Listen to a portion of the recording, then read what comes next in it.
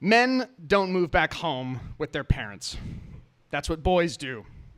And I was a newly christened man, a college graduate ready to face the world, armed with an overpriced bachelor's degree. The economy had something to say about that. Employers weren't exactly lining up to hire creative writing majors in 2012.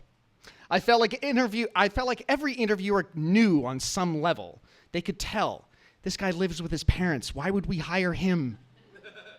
I lived paradoxically for months. I didn't have much money, but I spent it all at bars. I didn't like hipster beers, but I drank every one of them because I thought it made me interesting. And for reasons still unclear to me, a woman took notice of me. It made some sense.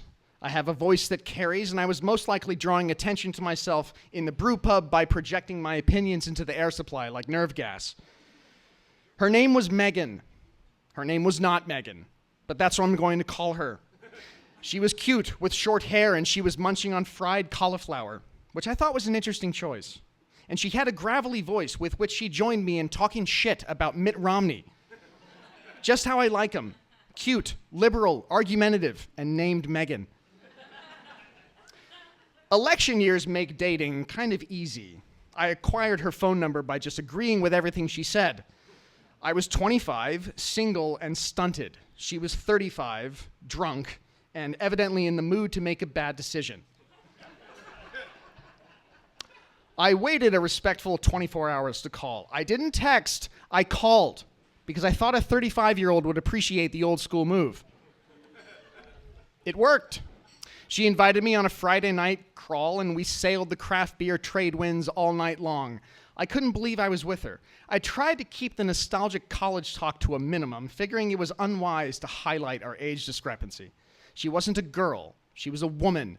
And women don't want to hear about dorm life and lukewarm mixed drinks and being hungover at 9 a.m. poetry workshops. So I kept the conversation focused on her and continued to buy us round after round from my dwindling bank account. I learned she was vegan, which explained the cauliflower. She'd spent a year living in Madrid, she had a brother she rarely spoke to, and she paid a mortgage on a condo right around the corner, which is where we ended the night. As I fell asleep next to her, I felt like a man. When I woke up in her bed the next morning, I tried not to think about how later that night I'd be sleeping in my childhood one.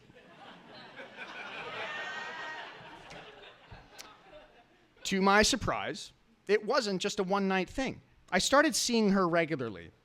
It felt good to be desired. She reminded me of the relationship I used to have. I missed having a girlfriend. And what's more girlfriendly than a girlfriend who's 13 years older than your last girlfriend?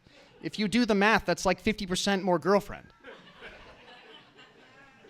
So I invited her to everything I did. I liked people seeing me with her. So when a big family reunion happened at my house, I invited her along. My family scrutinized her, as I suspected they would.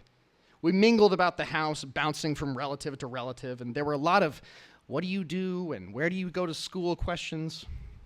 I sensed my family didn't like her, but they never told me directly. They always keep their mouths shut when one of us chooses an inappropriate person to date. They wait for you to realize that being with someone is a mistake all on your own.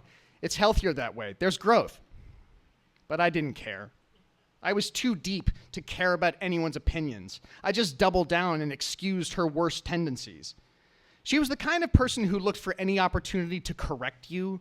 Someone who would say things like, you know, you should really cook with coconut oil instead of vegetable oil. That soon became me. I succumbed to her influence without even realizing it, combining my opinions with hers like a bored kid mixing Windex with bleach. I parroted all of her snarkiest lessons on nutrition and politics and religion. Nothing was off limits. On my quest to become whoever I was supposed to be, I quit navigating and simply became her. That election year was filled with opportunities to weaponize her political views. I assailed my conservative parents with her thoughts on healthcare and income inequality. Frankly, I'm surprised they just didn't kick me out of the house and into my first apartment. Megan was teaching me so much about the world, about society, about vegan food, and about sex. I'd only ever slept with 2 women who both did things rather conventionally. All of the positions made sense. The angles were expected, and it was all over quicker than I'd wished. But Megan had alternative tastes. I should be grateful she didn't whip out the chains on our first go at it. Like building up a tolerance for spicy foods, it's best to gradually introduce certain ingredients before you turn up the heat. She tested the waters with me for a few nights before asking me if I was into it. I said what you're supposed to say to a woman offering you a kind of sex you've never tried before. I'm not into it. The first time she pulled out the dog collar, I had no idea what to do. How could I?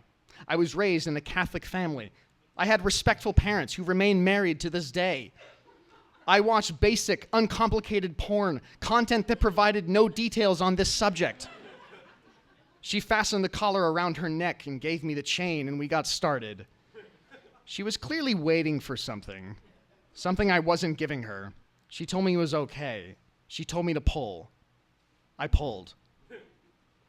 You know how sometimes during sex your mind goes to strange places? A memory came back to me of a deep-sea fishing trip I took at age 13. I was supposed to use an aluminum bat to club the fish in the head after I caught it so that it would die quickly instead of suffocating. I whacked the fish once, twice. It continued to flop on the deck, just wanting it all to end. Standing there frustrated and confused, the boat captain took the bat from me and with a single practice blow ended the fish. I was about as successful at choking this woman as I was at beating sockeye salmon to death. She'd clearly been choked by more willing partners, by saltier seamen.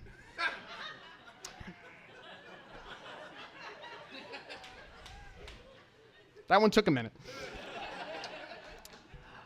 I stopped thinking about fishing when she laughed. I didn't really like the sound of that laugh. It had an edge to it, a bit of a condescending, "Aren't you cute?" bite. But whatever, I thought, I can learn new things. I'm a smart guy. I have a creative writing degree. I eventually got the hang of it, but I never liked it. And I knew she was pushing it on me because I didn't like it. One night I drove her home from a bar and she was drunk and rude and laughing at me. I ignored her and focused on the road.